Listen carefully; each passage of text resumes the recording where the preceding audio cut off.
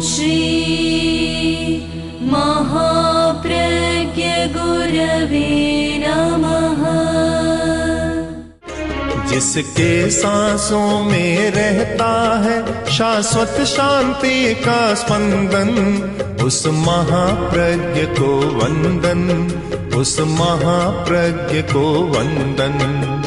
सत्य अहिंसा अनेकांत को अर्पित जिसका तन मन, उस महाप्रज्ञ को वंदन, उस महाप्रज्ञ को वंदन। जिसके सांसों में रहता है शाश्वत शांति का स्पंदन, उस महाप्रज्ञ को वंदन, उस महाप्रज्ञ को वंदन।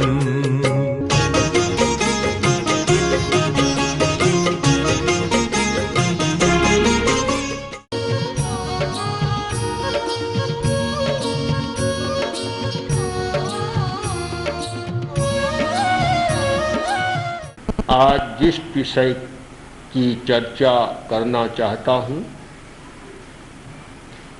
वह विषय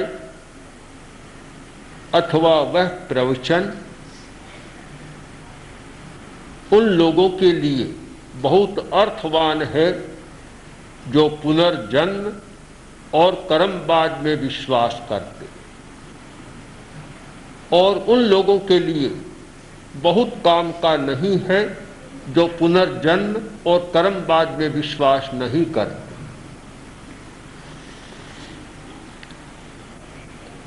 दृश्य जगत में स्वास्थ्य और रोग पर जो चिंतन हुआ है वह केवल शरीर के स्तर पर और थोड़ा बहुत मन के स्तर पर हुआ है। आयुर्वेद के आचार्यों ने कर्म के स्तर पर ही थोड़ा सा चिंतन किया, मात्र स्पर्श किया है, बहुत लंबा विवरण प्राप्त नहीं है। चरक में कर्मज रोग का उल्लेख मिलता है।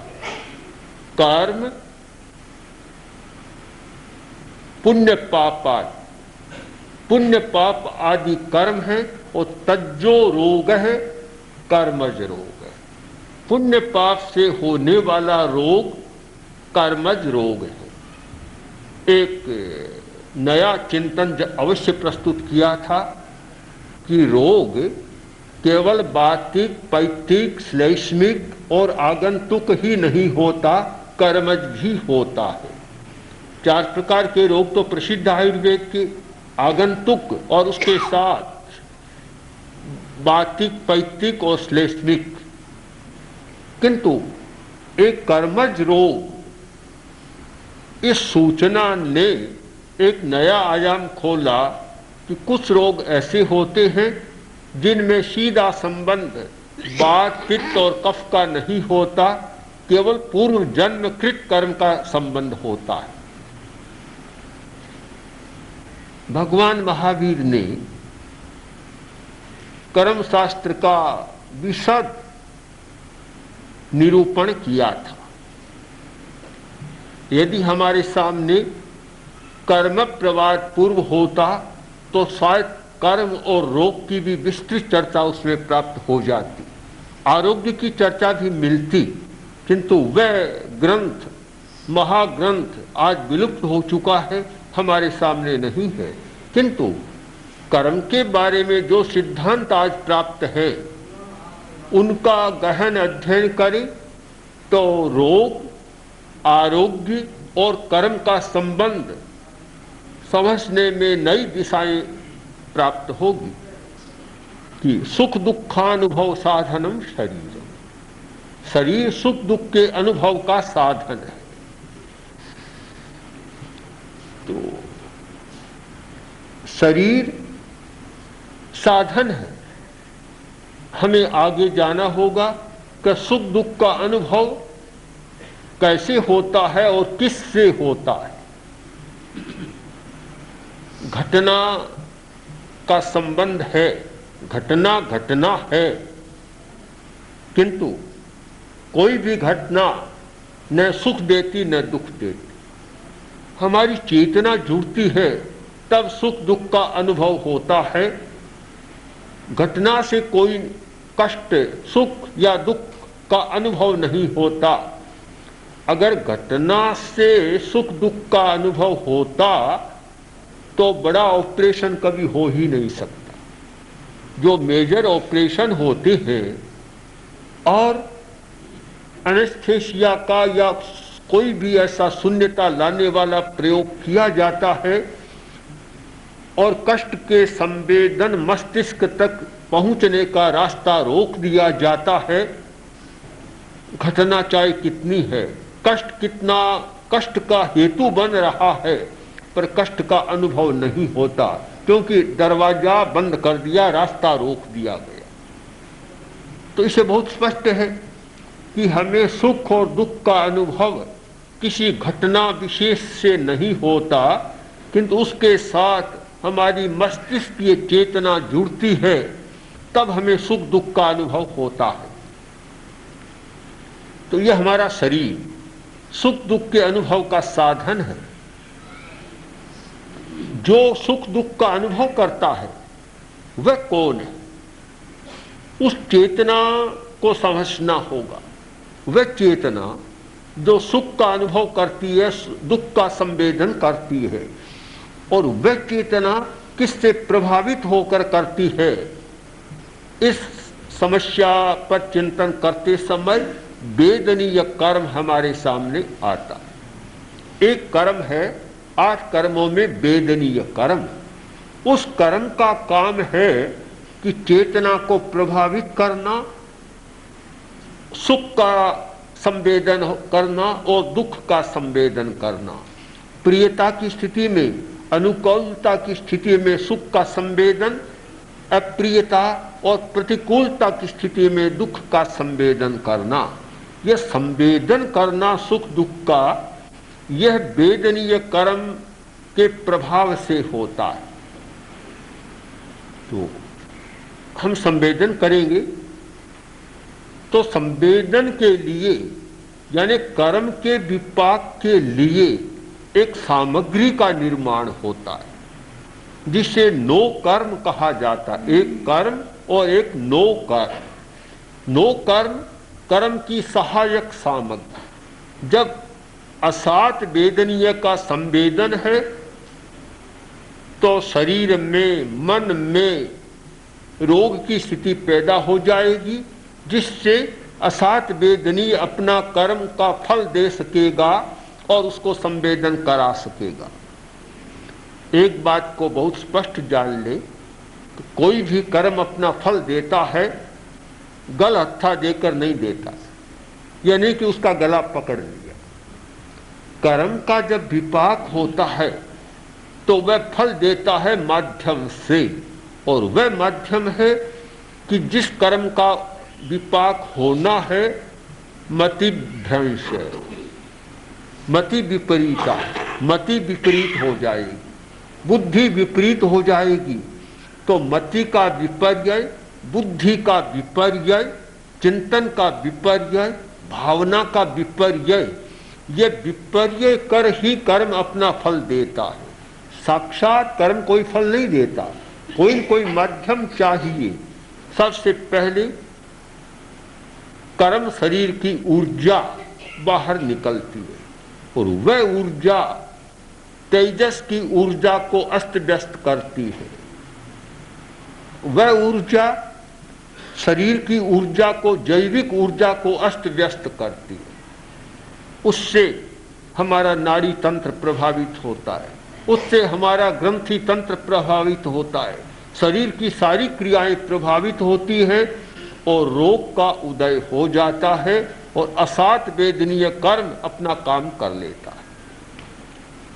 जैसे कोई बड़ा आदमी आता है, पूर्व तैयारी, पहले से तैयारी हो जाती है सारी, सड़कें ठीक करना, रास्तों को ठीक करना, मार्ग की व्यवस्था करना, ये सारे काम होते। वैसे ही जब किसी कर्म का विपाक हमारे सामने आता है तो उसकी पूर्व तैयारी होती है और वह पूर्व तैयारी शरीर के माध्यम से होती है। 4 करण बतलाए गए, मन करणे, वै करणे, काय करणे और कम्म करणे। भगवती सूत्र में एक सुंदर प्रसंग आया कि कोई भी मनुष्य या प्राणी 7 वेदनीय का अनुभव कैसे करता है, असात वेदनीय का अनुभव कैसे करता है। तो 7 और असात का अनुभव करने के लिए ये 4 माध्यम हो गए। मन एक कारण है, मन के द्वारा 7 और असात वेदनीय का अनुभव किया जाता है, वचन के द्वारा किया जाता है, शरीर के द्वारा किया जाता है और कर्म के द्वारा किया जाता है। जैसे एक बीमारी आगंतुक बीमारी मानी जाती है, सर्दी का मौसम आया, गर्मी का मौसम आया, कोई चोट लग गई, एक्सीडेंट हुआ, दुर्घटना हुई, वह स्थिति असात वेदनीय कर्म को उदीरित करके लाती है। यानी असात वेदनीय का उदय नहीं हो रहा है, उस घटना ने असात वेदनीय को पहले ही विपाक में ला दिया। यह एक प्रक्रिया है जो आगंतुक रोग के नाम से जानी जाती है। अब उसमें चाहे आयुर्वेद का आगंतुक रोग हो, चाहे मेडिकल साइंस का जर्म्स और वायरस के द्वारा होने वाला रोग हो, वह भी आगंतुक रोग है। चाहे ये रोग हो, वह असात वेदनीय कर्म के विपाक को खींच कर ले आता। एक आदमी सुख का संवेदन कर रहा है, कोई समस्या नहीं है, उस समय अचानक बैठा है और गाड़ी जा रही है, ब्रेक फेल हो गया, आकर उससे टकरा जाती है। दूर बैठा है, टकरा जाती है। यह एक आगंतुक स्थिति बनी है, किंतु वह स्थिति असात वेदनीय के विपाक को खींच कर ले आती है। जो सात वेदनीय का अनुभव हो रहा था बदल जाता है और असात वेदनीय हो जाती है। इसे हम चाहे रोग माने, चाहे आगंतुक समस्या माने, इसका नाम भी रोग किया गया। आयुर्वेद में भी इस पर विचार किया गया कि आगंतुक बीमारी भी हमारे वात पित्त और श्लेष्म में कोई न कोई वैषम्य पैदा करती है, हमें रोग का अनुभव होता है। तो यह है उदीरित कारण, उदीरित असात वेदनीय। और एक असात वेदनीय अपनी प्रक्रिया से आता है, अपने क्रम से विपाक में आता है, और वह जब विपाक में आता है तब अपने अनुकूल स्थिति का निर्माण करता है और व्यक्ति को असात का अनुभव कराता है। अब असात का अनुभव होगा तब रोग का संबंध जुड़ जाएगा। यानी शरीर को असात का संवेदन यानी दुख का संवेदन होना है, तो दुख का संवेदन होना है तो कोई न कोई बीमारी प्रकट हो जाएगी।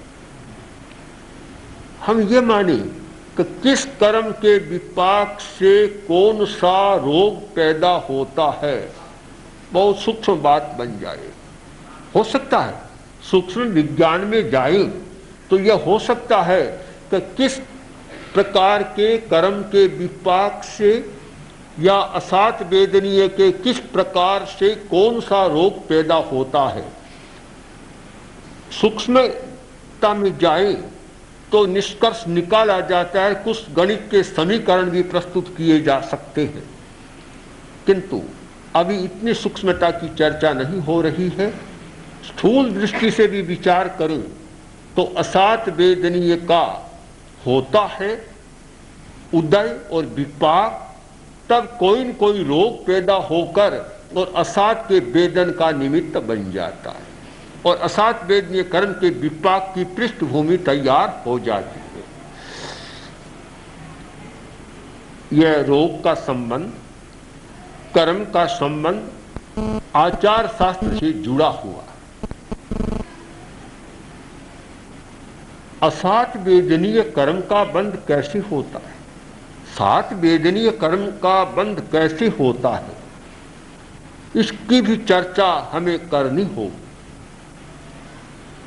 भगवती सूत्र में, अन्य आगमों में इसका बहुत स्पष्ट प्रतिपादन किया गया है और एक जैसा प्रतिपादन है अनेक आगमों में एक ही बात कि असात वेदनीय कर्म का बंध होता है पर दुखण आए, पर सोयण आए, पर पित्तण आए, दूसरे को सताना, दुख देना, उलझन में डालना, संताप देना, यानी क्रूरता की वृत्ति असात वेदनीय कर्म का संग्रह करती है।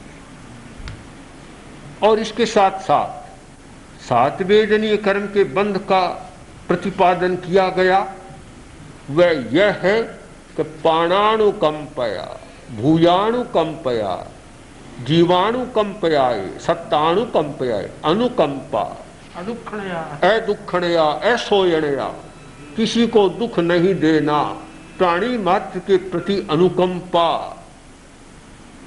इससे सात वेदनीय कर्म का बंध होता है। हमारी श्रृंखला हो जाती है रोग, असात वेदनीय कर्म का बंध और असात वेदनीय कर्म के विपाक की स्थितियां एक श्रृंखला में आ जाती है। हम किसी रोगी के रोग को देखकर केवल व्याधि का निदान करें, औषधि के द्वारा उसकी चिकित्सा करें, रोग शमन का उपाय करें, ये एक स्थूल घटना है, स्थूल जगत में होने वाली घटना है।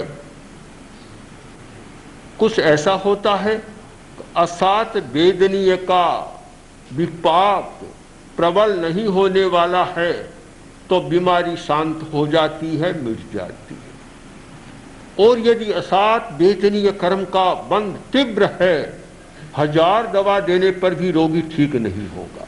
और यह प्रत्यक्ष घटना है, डॉक्टर भी मानते हैं, वैद्य भी मानते हैं और अनुभव भी बतलाता है। रोगी स्वयं कहता है इतनी दवाइयां ली पर ठीक नहीं हो रहा, वह कर्मज रोग की स्थिति बनती है।